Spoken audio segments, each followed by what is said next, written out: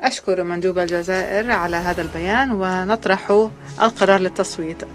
الوفود المؤيدة لمشروع القرار الوارد في الوثيقة S على 2024 على 312، نرجو منها أن ترفع أيديها. الوفود المعارضة: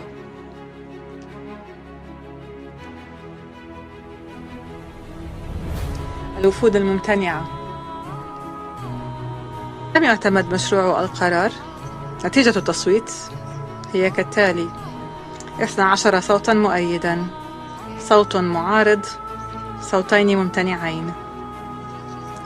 مشروع القرار لم يعتمد نظرا لصوت سلبي عن عضو دائم في مجلس الأمن. ستعود الجزائر لتدق أبواب مجلس الأمن مرة أخرى، ولن نتوقف حتى يتحمل هذا المجلس كامل مسؤولياته، فإن لنا نفوسا لا تمل